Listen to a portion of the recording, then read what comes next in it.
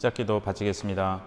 성부와 성자와 성령의 이름으로 말씀으로 하늘과 땅을 창조하시고 온누리 열구를 성령으로 새롭게 하시는 아버지 하느님 찬미 받으소서.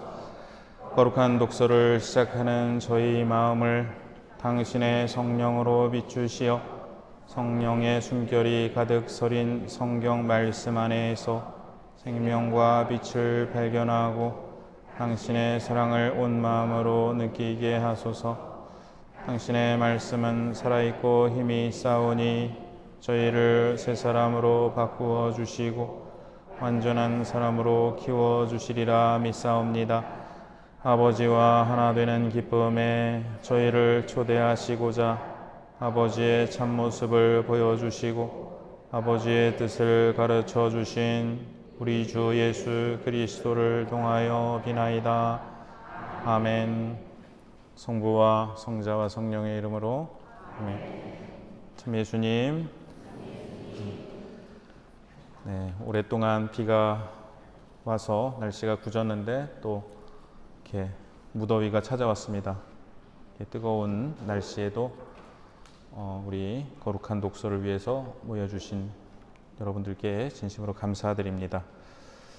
오늘은 사무엘기 학원 마지막 부분인데요. 강의록 보시면 사무엘기 학원 9장에서 20장, 21장에서 24장을 떼고 9장에서 20장까지, 그리고 열왕기 1장, 2장은 왕위 계승 사화라고 불립니다. 사실 저는 이런 말을 좀 싫어하는데요. 왕위 등극 사화.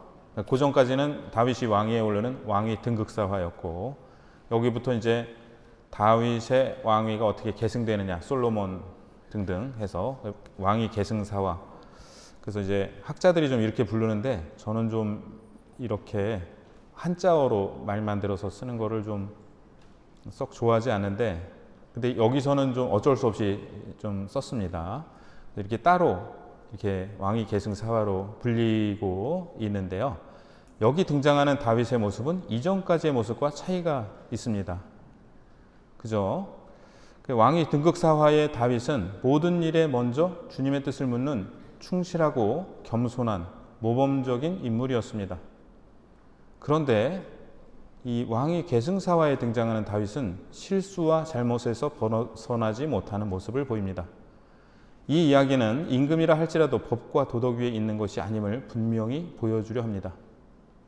왕위 계승 사화에는 여러 가지 역설적인 이야기들이 등장하는데요. 이 때문에 어떤 학자들은 이 이야기가 현자들에 의해 집필되었을 것이라고 주장합니다.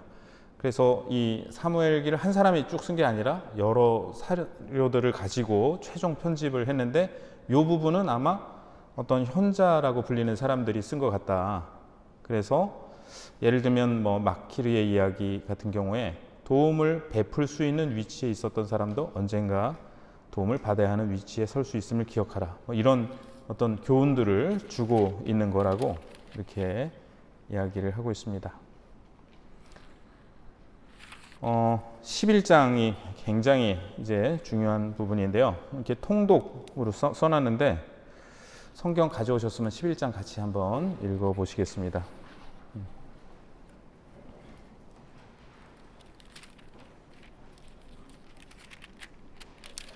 네, 같이 읽어보실게요.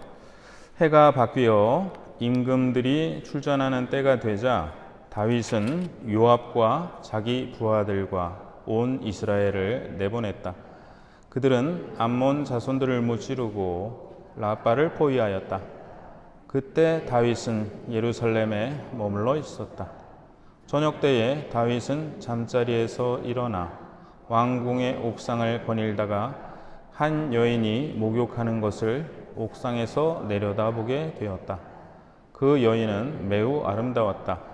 다윗은 사람을 보내어 그 여인이 누구인지 알아보았는데 어떤 이가 그 여자는 엘리암의 딸 밧세바로 히타이트 사람 우리아의 아내가 아닙니까 하였다.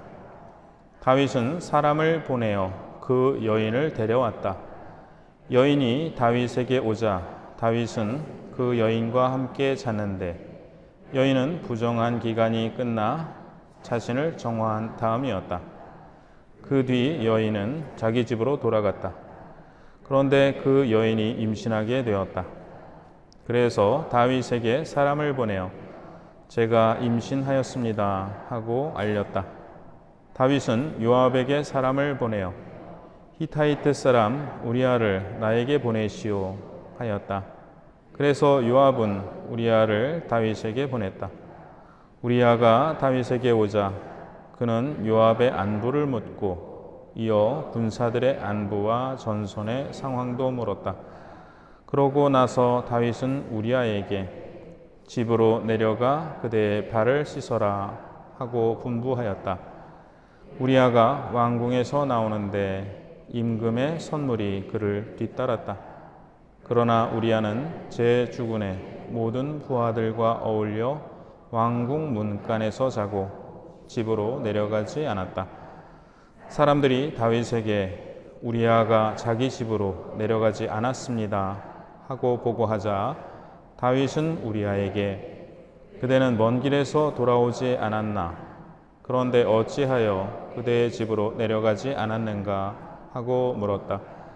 우리아가 다윗에게 대답하였다. 계약궤와 이스라엘과 유다가 초막에 머무르고 제 상관 요압 장군님과 저의 주군이신 임금님의 신하들이 땅바닥에서 야영하고 있는데 제가 어찌 제 집에 내려가 먹고 마시며 제 아내와 함께 잘 수 있겠습니까? 살아계신 임금님을 두고 임금님의 목숨을 두고 맹세합니다. 저는 결코 그런 짓을 하지 않겠습니다.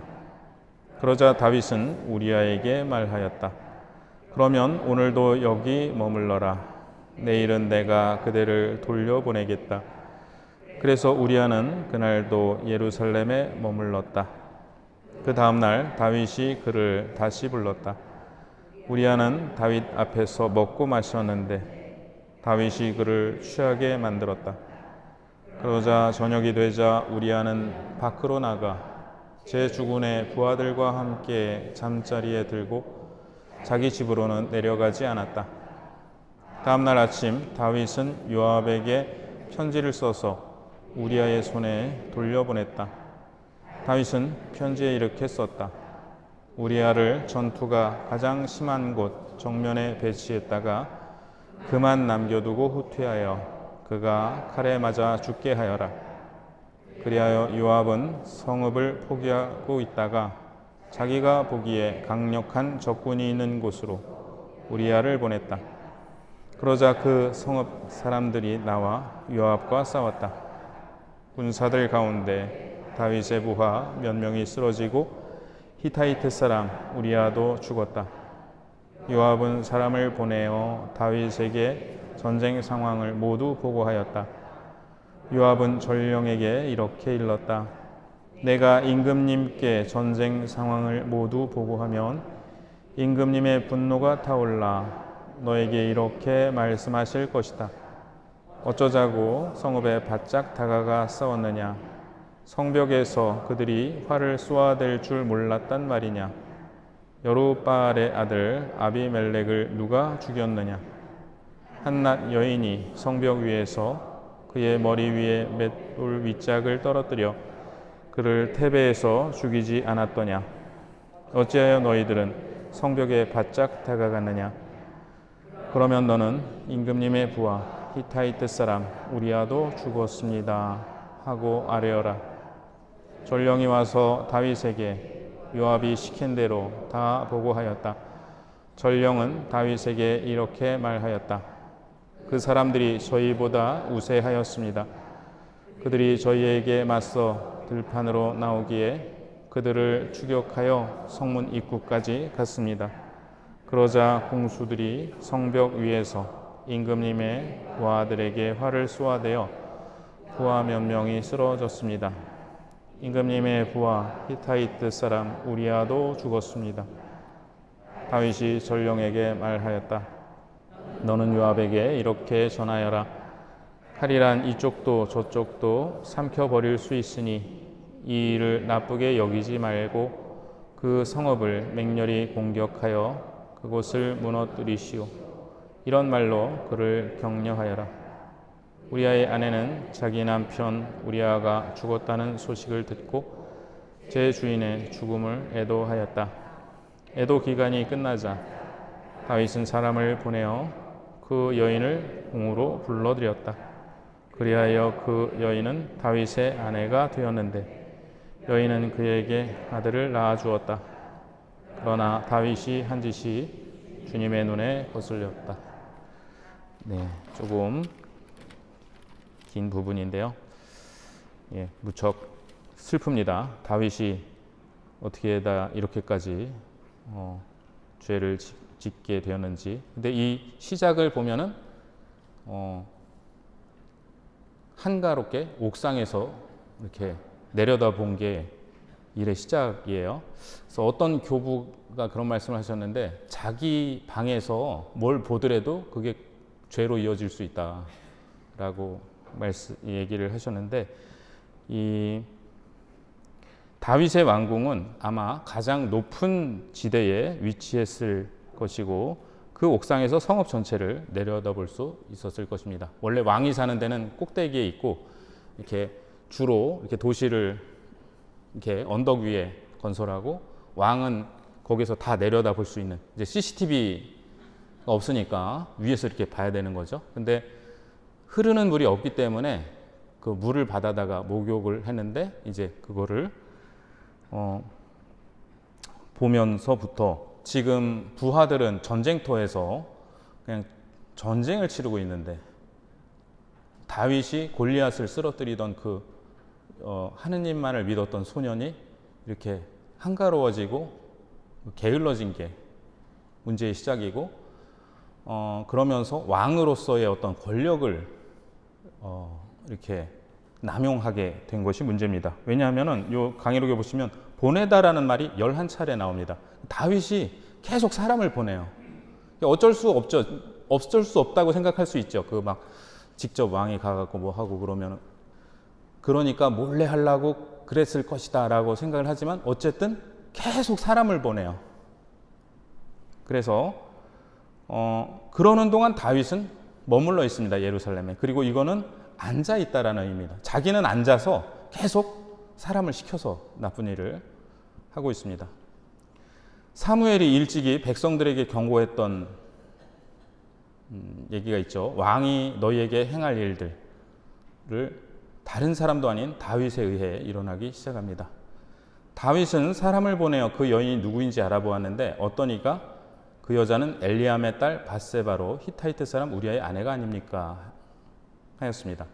그러니까 누구의 딸이면 누구의 딸이고 누구의 아내면 누구의 아내지 누구의 딸이면서 누구의 아내로 말하는 경우는 일반적이지 않습니다. 밧세바는 다윗의 최고 용사 중 하나의 딸이었고 그래서 각주 6번 보시면 다윗이 거느린 용사들의 이름은 이러하다. 30인 부대원은 길로 사람 아히토벨의 아들 엘리암. 그러니까 이제 엘리암의 딸인데요. 그 다음에 다윗이 가장 신뢰하는 고문의 손녀였으며 각주 7번 보시면 그 시절에 아히토펠이 내놓은 의견은 마치 하나님께 여쭤보고 얻은 말씀처럼 여겨졌다. 그 아히토펠은 엘리암의 아버지, 즉 밧세바의 할아버지입니다. 그리고 명예로운 병사들로 이루어진 다윗의 측근 중 한 사람. 그러니까 우리아는 다윗의 그런 측근이었다고 볼 수 있는데 각주 8번 보시면 30인 부대원은 히타이트 사람 우리아. 이렇게 37명이었다. 그러니까 이제 두 가지인데요. 다윗은 그러니까 그 할아버지, 아버지, 남편 다 이렇게 다윗에게 충성한 사람이에요. 그러니까 그렇게 하면 안 되죠. 한편은 그렇고 또 한편은 그렇게 충성하는 사람이니까 왠지 내 마음대로 해도 될 것 같은 어쨌든 굉장히 나쁜 그런 생각에 빠지게 됐습니다. 우리아는 야훼는 나의 빛이시다 라는 뜻입니다. 우리아는 지금 이방인인데요. 역설적이게도 이스라엘의 왕 다윗보다 이스라엘의 문화와 전통에 훨씬 더 충실합니다. 우리아가 부하들과 어울려 왕궁 문간에서 자고 집으로 내려가지 않은 것은 야훼께 대한 헌신의 표현이었습니다. 모든 성전, 이게 성스러운 전쟁이라고 봤죠. 이것은 야훼께 대한 봉사였고 야훼의 축복을 필요로 했습니다. 전사들에게 금욕이 요구되었습니다. 그 다음에 우리아가 대답한 것이 굉장히 또 이렇게 대답을 하는데요. 계약궤와 이스라엘과 유다가 초막에 머무르고 제상관 요압 장군님과 저의 죽으신 임금의 신하들이 땅바닥에서 야영하고 있는데 제가 어찌 제 집에서 내려가 먹고 마시며 제 아내와 함께 잘 수 있겠습니까? 살아계신 임금님을 두고, 근데 이게 뭔가 좀 복선이 있나? 임금님의 목숨을 두고 맹세합니다. 저는 결코 그런 짓을 하지 않겠습니다. 요거 넘기시기 전에 참 제가 좀 재밌는 말씀 하나 드리려고 그러면 지난주에 말씀드린 로버트 베런이라는 주교님의 사무엘기 학원을 지난주에도 인용했고 이번에도 인용 좀 하려고 그러는데 개신교에서 제일 나온 것 중에 제일 평가가 좋은 건 로버트 버건이라는 신학자의 책인데요. 각주 3번, 4번 보시면 4번, 5번 보시면 다 로버트예요. 로버트 폴진. 이건 제가 직접 읽은 건 아니고 이제 베런 주교님 거를 인용한 건데 5번은 또 로버트 아틀러.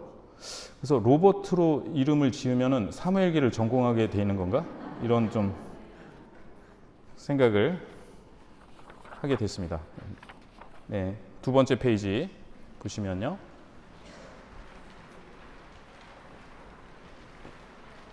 우리아는 통치자의 부당한 명령을 양심에 따라 거부합니다. 그러니까 다윗이 명령했으면 임금이 그렇게 명령하는데 예 하고 갈 법도 한데 그게 아니라 그거는 하느님의 계명에 어긋나는 일이라고 거부합니다. 그것도 다윗 앞에서. 그래서 우리 가톨릭 교회 교리서 2242양 같이 한번 읽어보실까요? 공권력의 명령이 도덕이나 기본 인권이나 복음의 가르침 등에 어긋날 때 시민들은 양심적으로 그 명령에 따르지 않을 의무가 있다. 그러니까 지금 잘못된 공권력의 명령이 있을 경우에는 안 따라도 된다가 아니에요. 가톨릭 교리는 따르지 않을 의무가 있다라고 얘기를 합니다. 요즘에 이렇게 보면은 계엄의 그 명령을 따른 군인들이 있고 그걸 저항한 군인들이 있고 그러면 또 어떤 분들은 군인들은 뭐 명령에 무조건 따라야 되는 거 아니야? 아니라고 지금 가톨릭 교회 교리서가 얘기하고 성경도 얘기를 하고 있죠. 잘못된 명령, 양심에 어긋나는 명령에 대해서는 거부할 의무가 있다. 그리고 거기에 이제 충실한 군인들이 있었기 때문에 더 큰 일로 번지지 않았었는데요. 네, 다시 이제 유임을 보시면 계약궤를 모시고 올 때 춤을 추었던 다윗이 가졌던 율법에 대해 또 오타가 났네요. 율법에 대해 가졌던 무조건적인 사랑을 우리아가 보여주고 있습니다. 그러니까 다윗이 계약궤 모셔올 때 얼마나 기뻤던지 막 춤을 췄잖아요. 근데 우리아가 지금 계약궤와 이스라엘과 유다가 초막에 머무르고 있는데 제가 어떻게 집에서 자냐 이렇게 얘기하면서 그러니까 이 우리아의 말은 다윗이 불과 이렇게 바로 4장 전이에요. 사무엘하고는 7장. 보시오, 나는 향백나무 궁에 사는데 하느님의 귀는 천막에 머무르고 있어. 이렇게 나탄한테 얘기하면서 성전을 지으려고 했죠. 이렇게 얘기를 했던 다윗의 마음을 찔렀을 것입니다. 다윗은 변했습니다. 자신이 원하는 것을 보고 손에 넣습니다. 이는 포도원을 원하는 아봇 왕의 요구를 거절하는 아합, 진짜 제가 좀 정신이 왔다 가네. 죄송합니다. 아봇이 아니고 아합 왕의 요구를 거절하는 나봇에 대한 이제벨의 차가운 마음과 즉각적 행동을 연상하게 합니다. 그러니까 여기 다윗의 행동을 보면 지금 굉장히 차갑게 그냥 행동하고 별 고민도 안 하고, 그래서 전에 탈출기 때 말씀드렸지만 10계명 중 마지막 2계명, 9계명 남의 아내를 탐내지 마라를 어긴 것도 다윗 왕이고 남의 재물을 탐내지 마라 10계명을 어긴 것도 아합 왕이었습니다. 자, 이제 12장을 보시면 그러나 다윗이 한 짓이 야훼의 눈에 거슬렸다. 야훼께서 나탄을 다윗에게 보내시니 나탄이 다윗에게 나아가 말하였다. 자, 복잡다단한 다윗의 죄는 보내다, 아까 보내다라는 말이 계속 반복된다 그랬죠. 근데 이제 하느님께서 다윗에게 예언자를 보내십니다. 그가 받아야 할 벌을 말씀하기 시작하십니다. 요 네모칸 안에 있는 거 같이 읽어보실까요? 한 성읍에 두 사람이 살고 있었습니다. 한 사람은 부자이고 다른 사람은 가난했습니다. 부자에게는 양과 소가 매우 많았으나 가난한 이에게는 자기가 산 작은 암양 한 마리 밖에는 아무것도 없었습니다.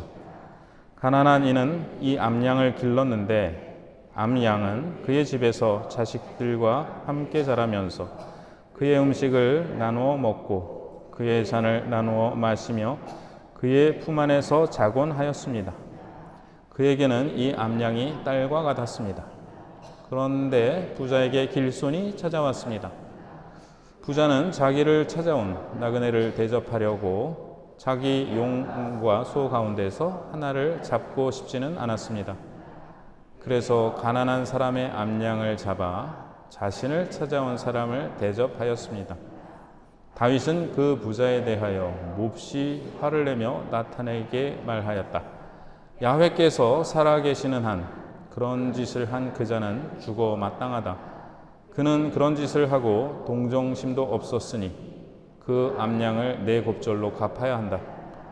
그러자 나탄이 다윗에게 말하였다. 임금님이 바로 그 사람입니다. 예, 요 나탄의 말은 강의록 3쪽의 둘째 줄 보면 아타 하이시, 당신이 그 사람입니다. 이게 구약 성경 전체에서 누구를 고발하면서 이거보다 더 세게 얘기를 할 수가 있을까? 당신이 그 사람입니다. You are the man. 네가 그 사람입니다. 지금.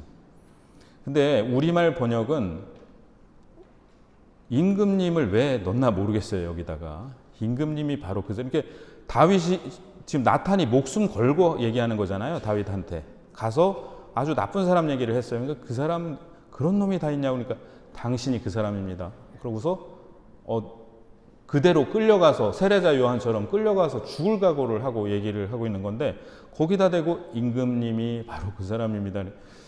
말이 굉장히 약해지죠. 그래서 우리말 성경 번역이 그러니까 당신이라는 걸 2인칭으로 안 쓰는 어떤 원칙을 정했다고 그래요. 근데 그 원칙은 굉장히 잘못된 것 같아요. 지금 이런 경우에도 지금 고발을 하고 있는데 이런 좀 존칭 같은 거를 쓸 때는 아닌 것 같습니다. 자, 근데 이 비유를 이렇게 보면은 저는 솔직히 말씀드리면 다윗이 한 짓에 비해서 이 비유가 더 약하잖아요. 그래서 좀 약간 이해가 안 됐었어요. 나탄이 한 게 이게 적절한 비유인가. 그런데 많은 역시 공부를 해보니까 공부를 해야 될 것 같습니다. 한번 보실게요. 밑줄 근 부분이 있어요. 그 암양이 그의 음식을 나누어 먹고 그의 잔을 나누어 마시며 그의 품 안에서 자곤하였습니다는 누웠다라는 게 원래는 표현인데요. 이거는 다윗이 우리아로 하여금 밧세바와 함께 하라고 명한 것들입니다. 그러니까 선물을 내보냈잖아요. 그 선물은 아마 음식과 술과 이렇게 가서 먹고 마시고 그렇게 하라고 했는데 그렇게 안 했고 부자에게 양과 소가 많았다는 것은 그가 다윗처럼 목자였음을 암시합니다. 다윗처럼 목자였던 게 아니라 다윗이죠, 지금. 그 다음에 가난한 이의 암양을 품에 안고 누웠다. 이걸 샤카브, 누웠다라는 말은 샤카브고 그 딸처럼 여겼다. 그럼 바트인데요. 이게 밧세바랑 발음이 비슷합니다. 그러니까 여기 보시면은 그의 품 안에서 눕곤 하였습니다. 그에게는 딸과 같았습니다. 이게 이 안에 밧세바라는 단어가 숨어 있는 거예요, 지금. 그래서 다윗이 이거를 이때는 몰랐었나 봐요. 그래서 다윗은 11장 3절에 보면 밧세바와 함께 누웠습니다. 그걸 샤카브라고 그러는데 여기에는 이제 그레고리오 성대 그레고리오 교황님 말씀인데 임금을 꾸지러 온 나탄은 그냥 묻는 것처럼 어떤 부자가 가난한 사람에게 한 일에 대해 어떻게 생각하느냐고 물었습니다. 임금은 먼저 그 일에 대한 판결을 얘기했고 그런 다음 그 자신이 바로 그에 해당한다는 말을 들어야 했습니다. 그러니 그는 자신이 내린 올바른 판결을 부인할 수 없었고 그것은 곧 자기 자신에 대한 판결이었습니다. 만약 나탄이 처음부터 직접 꾸짖으려 했다면 아마 효과를 거두지 못했을 것입니다. 그는 환자의 상처가 절개가 필요한 것은 확실한데 환자가 그것을 참을 수 있을지 확신이 없을 때 의사처럼 행동했습니다. 의사가 수술 칼을 겉옷 아래 감추고 있다가 갑자기 그것을 꺼내 상처를 찔러서 환자가 칼을 보기도 전에 통증을 먼저 느끼게 한 것과 같습니다. 환자가 칼을 먼저 본다면 수술을 거부했을 테니 말입니다. 그러니까 나탄이 찾아가서 다윗에게 직접적으로 얘기했으면 다윗이 그거를 이렇게 부인하거나 나 안 그랬다랄지 다른 핑계를 대거나 그랬을 수 있는데 자기가 자기를 심판하도록 만들었습니다. 나탄은 다윗 마음속에 썩은 조직을 잘라내고 그 상처를 치유하기 위해 다윗의 혀를 칼로 사용했습니다. 아구스티노 성인의 말씀입니다. 자, 이어서 나탄이 하느님 말씀을 전하는데 그러므로 이제 내 집안에서는 칼부림이 영원히 그치지 않을 것이다. 내가 나를 무시하고 히타이트 사람 우리아의 아내를 데려다가 내 아내로 삼았기 때문이다. 우리아가 죽은 것은 다윗의 죄 때문인데 이제 다윗의 삶 안에도 죽음이 들어올 것이라고 하느님은 말씀하십니다. 이 심판은 다윗 가족 안에 살인의 폭력이 있을 것을 예고하고 그 다음에 사무엘하권 13장에서 19장 그리고 열왕기 상권 1장 2장의 문학적 동기로 보일 수 있습니다.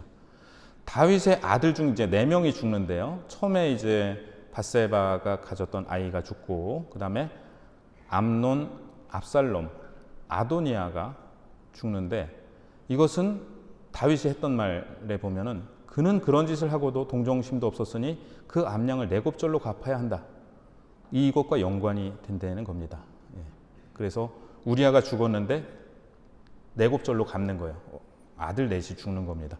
그러면 우리는 여기서 아니 다윗이 잘못했는데 왜 다윗 아들이 죽어야 되나, 그죠? 그리고 이 사무엘기 학원에 계속 보면은 24장에서도 인구 조사를 했다가 잘못을 다윗이 저질렀는데 흑사병이 돈다든가. 그래서 아니 왜 다윗의 잘못을 다른 사람들이, 백성들이, 자식들이 뒤집어 써야 되는가, 대신 벌을 받아야 되는가에 대해서 복습을 한번 해볼게요. 이거는 4월 30일 올해 처음 강의 때 드렸던 말씀입니다. 우리가 지금 신명기의 역사서를 공부하고 있는데 여호수아기, 판관기, 사무엘 상하권, 열왕기 상하권이 신명기의 역사서입니다. 그리고 이 신명기의 역사서는 예언자들뿐 아니라 신명기에서 결정적인 영향을 받았고 문체나 신학사상도 신명기를 이어받고 있습니다. 이 역사서들은 신명기 사상을 토대로 하여 바빌론 유배로 끝나는 이스라엘과 유다 두 왕국의 역사에 예언적 해석을 제공하고 있기에 신명기의 역사서라 불립니다. 예언적 해석이라는 거는 그러니까 유배가 끝났어요. 유배가 끝났고 기원전 538년에 유배가 끝났고, 근데 여기에서 다루고 있는 역사는 그 이전의 역사라 그랬죠. 그런 우리가 유배를 왜 갔을까? 그 다음에 그런 일이 왜 생겼을까? 예를 들면은 이렇게 생각할 수 있죠. 다윗의 아들들은 왜 죽었을까? 왜 이렇게 흑사병이 돌았을까? 왜 유배를 갔을까? 신명기의 역사서는 그 해답을 인간의 죄에게서 찾는 거예요. 그게 이 신명기의 역사서의 특징입니다. 죄를 지었기 때문에 벌을 받았다. 그 사람이 죄를 안 지었으면 그 사람의 조상이, 왕이 죄를 지었다. 근데 왜 그게 일로 넘어가야 되냐? 이 신명기의 역사서는 그냥 한 단위로 본 거예요. 예수님 시대에도 예수님 개인이라는 개념이 잘 없었다 그래요. 개인의 개념이 확실해진 건 르네상스 시기였다고 그러는데 그전에는 그냥 집안으로.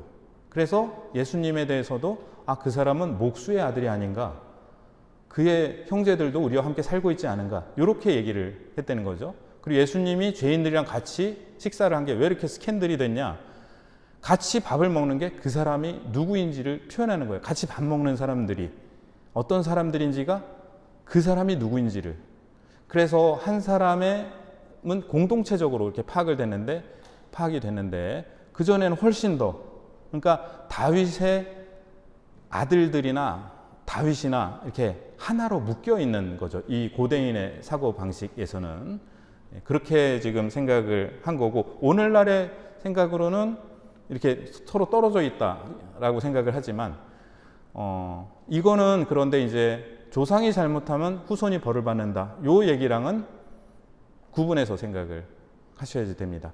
요즘도 요런 얘기, 뭐 가계치유 이런 얘기 하고 있다는 얘기를 들었는데, 그거는 이렇게 주교회에서 공식적으로 그거는 잘못된 가르침이라고 얘기를 했고, 에제키엘서에서부터 보면은 아비가 포도를 먹어서 아이의 이가 시다, 이런 일이 없을 것이다라고 말씀을 하고 계세요. 그러니까 그거는 우리가 명확히 구분을 해야 됩니다.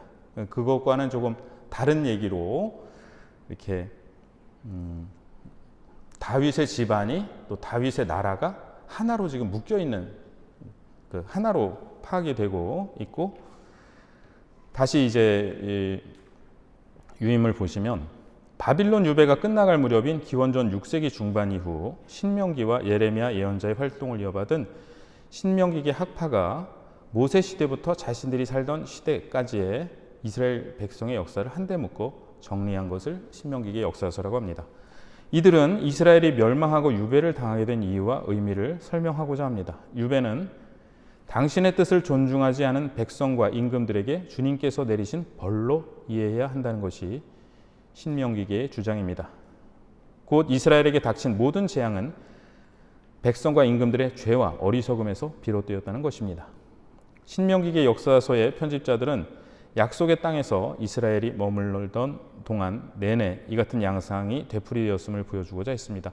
왜 나라가 멸망하였고 왜 유배라는 벌이 당연한 것이었는지 설명하고자 했다고 볼 수 있습니다. 그래서 이거 조금 이따가 더 말씀드리기로 하고요. 같이 읽어보실까요? 그때 다윗이 나탄에게 내가 야훼께 죄를 지었소 하고 고백하였다. 그러자 나탄이 다윗에게 말하였다.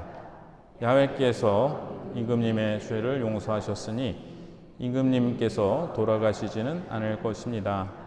다만 임금님께서 이 일로 야훼를 몹시 업신여기셨으니 임금님에게서 태어난 아들은 반드시 죽고 말 것입니다. 이것도 그냥 당신이라고 하면 되는데, 원문엔 다 2인칭으로 돼 있는데 그걸 꼬박꼬박 임금님이라고, 좀 그죠? 내용은 되게 센데, 당신이 이 일로 야훼를 몹시 업신여겼으니 이렇게 얘기해야 되는데, 임금님께서 이 일로 야훼를 몹시 업신여기셨으니 이건 좀 아닌 것 같아요. 자, 그런데 업신여겼다라는 거는 사무엘 상권 2장 17절에 그리하여 주님 앞에서 이 젊은이들의 죄가 매우 커졌다. 그 자들이 야훼의 제물을 업신여겼기 때문이다. 같은 단어가 사용되고 있습니다. 그러니까 이 엘리의 두 아들 호프니와 비나스가 야훼의 제물을 업신여겼는데, 이제 다윗이 야훼의 말씀을 업신여깁니다. 그런데 다윗과 아담은 차이가 있어요. 아담이 하나님께서 아담한테 네가 어쩌자고 이런 일을 저질렀냐 했더니, 당신께서 저와 함께 살라고 주신 여자가, 제가 일타 쌍피라 그랬죠. 하느님 탓, 저 사람 탓.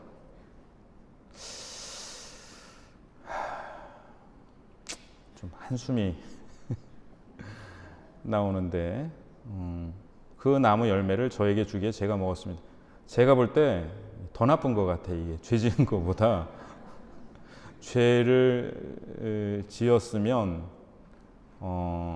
주님 죄송합니다. 저 여자는 죄가 없습니다. 제 잘못입니다. 그렇게 얘기해야 책임 있는 태도 아니에요? 근데 거기서 자기만 빠져나가려고 저 여자가 줘서 따먹었습니다. 그리고 저 여자는 누구냐? 당신께서 주신 여자라고.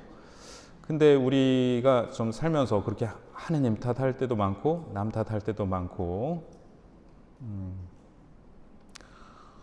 참 그게 책임감 있는 태도, 또 책임자와 그렇지 않은 사람의 차이인 것 같습니다.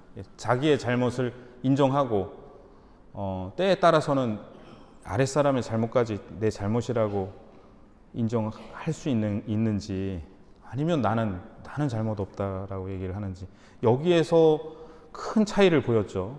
하느님, 이렇게 다윗이 비록 너무나 나쁜 죄를 지었지만 내가 야훼께 죄를 지었소라고 죄를 인정합니다. 근데 그 나탄이 그 얘기하자마자 야훼께서 임금님의 죄를 고백 성사가 굉장히 간단해요. 내가 야훼께 죄를 지었어. 야훼께서 당신의 죄를 용서하셨으니. 근데 이게 아니라 여기는 지나가게 하셨으니라고 이렇게 한 거고, 죄를 용서하셨다고 볼 수 있나? 그죠? 저는 이게 이렇게 번역을 하는 게 맞나 모르겠어요. 죄는 용서했는데 애들한테 이제 아들은 죽을 거고, 그럼 용서 아직 안 하신 거잖아요. 그죠? 그러니까 다윗에게는 그 벌이 안 오겠지만 그 다윗의 아들한테는 간다라는 얘기인데, 아까 이제 말씀드린 것처럼 이렇게 이제 같은 공동체로 묶여 있고, 그 다음에 다윗이 저렇게 잘못했는데 왜 아들들이 죽었을까에 대한 신명기의 역사가들의 해석이라고 또 볼 수 있지 않을까 싶습니다. 네, 그 다음에 다윗과 사울. 다윗은 회개하고 돌아온 베드로와 비슷하고, 사울은 죄를 지은 후 절망한 유다와 비슷합니다. 제가 그래서 자기 반성 능력을 이렇게 생각해 봤는데 굉장히 중요한 것 같아요.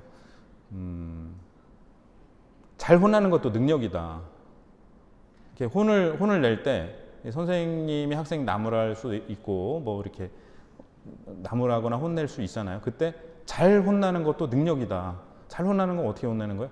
죄송합니다. 제가 잘못했습니다. 앞으로 그렇게 안 하겠습니다. 그러면 되는 거예요.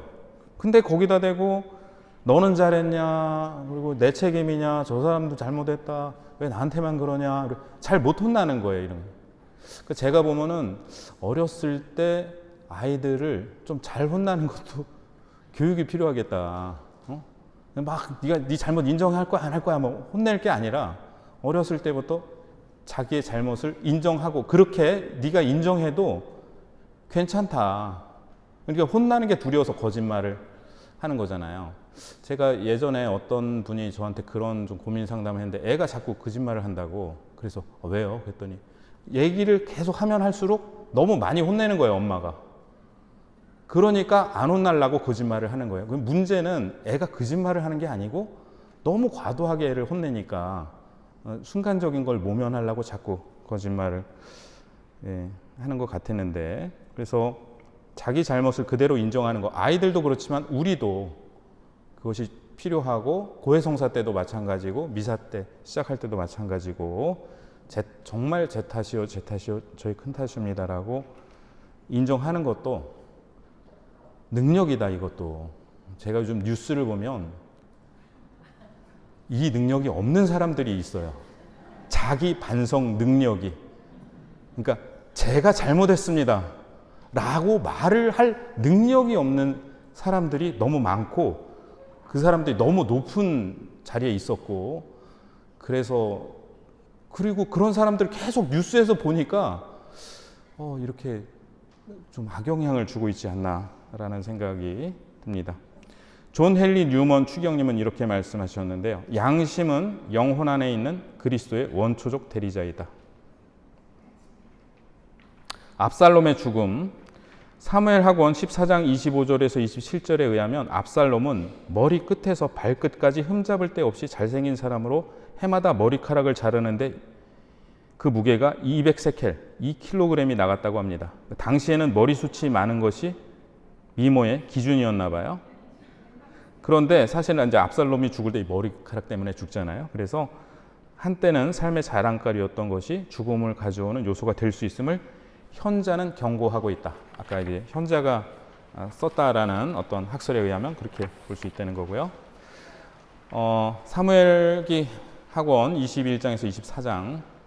사무엘기의 마지막 4장은 나머지 이야기와 인물 목록 그리고 다윗의 노래로 짜여집니다. 이야기의 목록은 다윗의 탁월한 행정력과 통솔력을 기리는 기록이고 다윗의 두 노래는 이런 훌륭한 임금을 주신 하느님을 찬양하는 시입니다. 이 두 노래는 하느님의 자애와 공정을 높이 기린다는 점에서 사무엘 상권 2장에 나오는 한나의 노래와 맥을 같이 합니다. 하느님은 갖가지 사건을 통하여 가난한 이와 억압받는 이들을 드러높이시고 거만한 자와 권세 있는 자를 낮추십니다. 이는 자애와 공정의 통치를 이루기 위해서입니다. 다윗의 생애는 이런 하느님의 계획에 따라 펼쳐졌고 다윗 가문의 통치도 그러할 것입니다. 이들은 모두 어떤 면에서 다윗의 삶과 관련이 있지만 다윗의 삶 가운데 서로 다른 시기의 일을 수집한 것입니다. 그래서 요 21장, 24장 보면 이게 약간 시기적으로 헷갈릴 수가 있어요. 근데 다른 것들을 수집을 해서 정리를 했는데 구조가 보시는 바와 같습니다. 1, 2, 3, 3-2-1, 이거 또 오타가네. 죄송합니다. 1- 그래서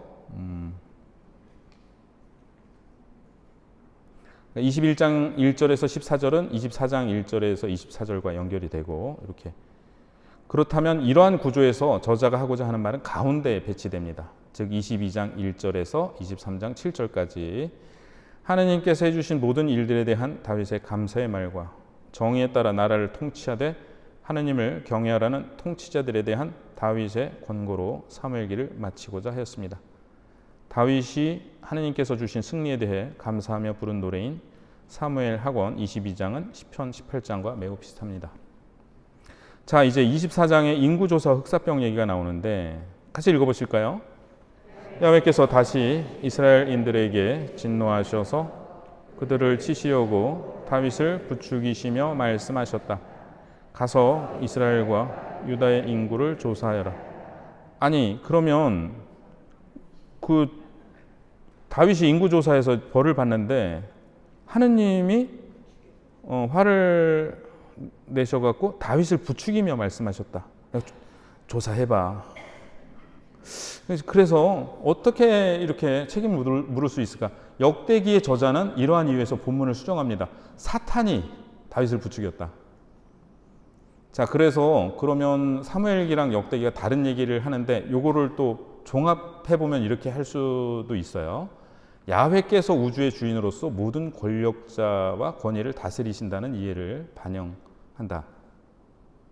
이렇게 무리한 종합인 것은 같은데, 근데 얼마 전에 탈출기에 그 하느님께서 파라오의 마음을 완고하게 하셨다, 그런 구절이 나와서도 말씀을 드렸는데, 이 통치자의 마음을 하느님께서, 그러니까 백성들이 볼 때 제일 센 게 뭐냐?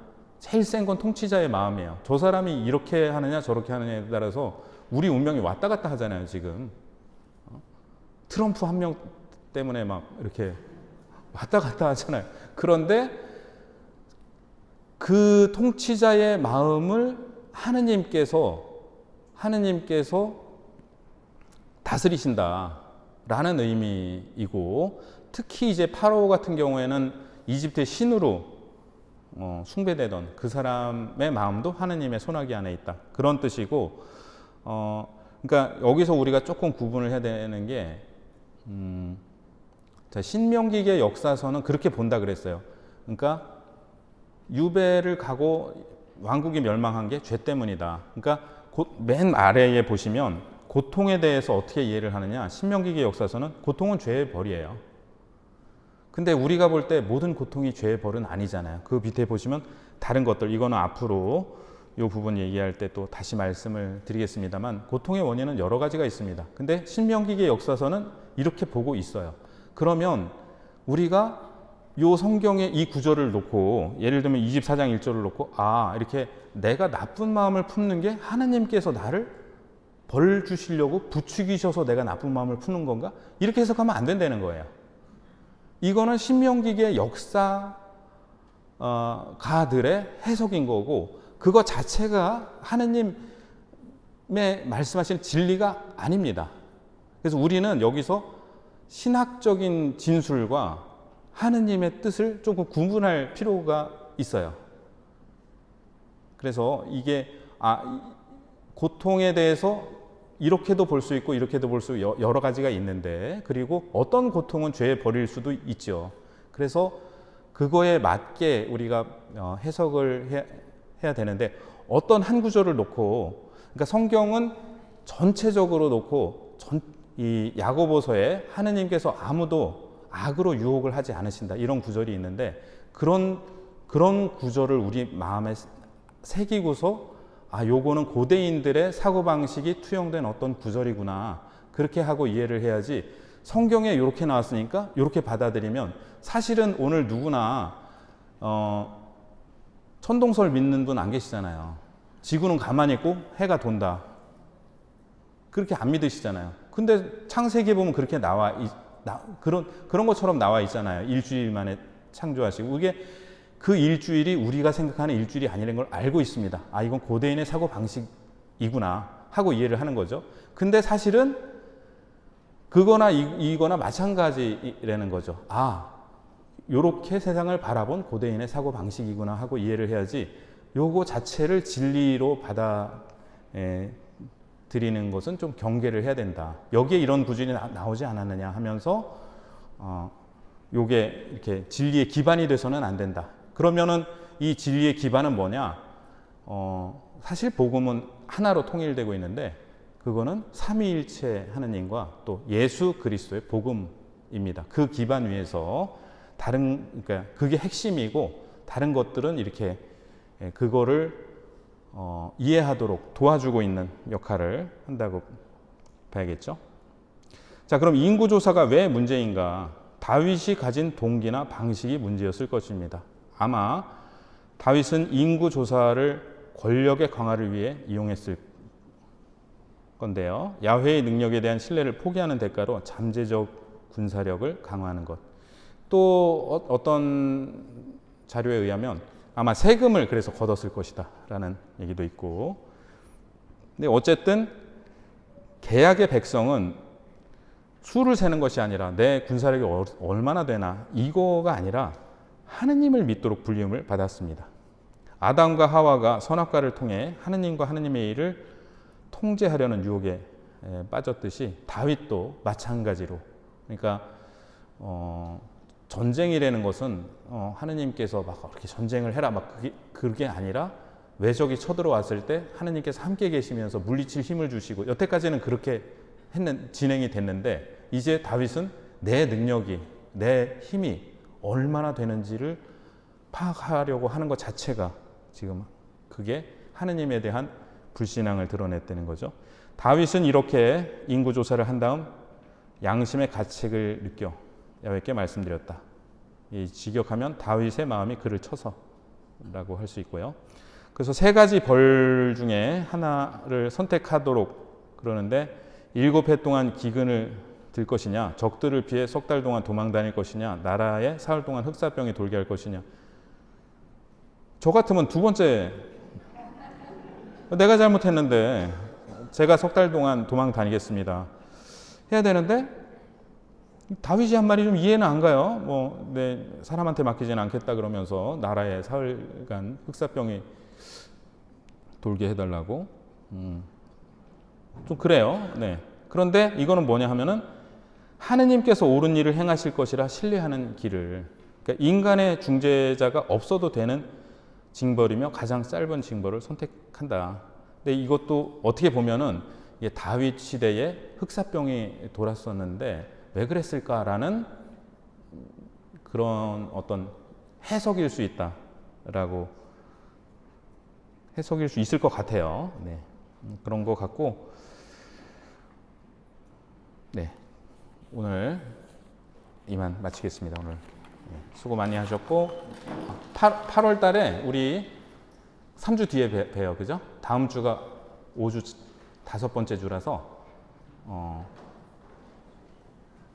2주 쉬었다 8월 13일에 뵙습니다.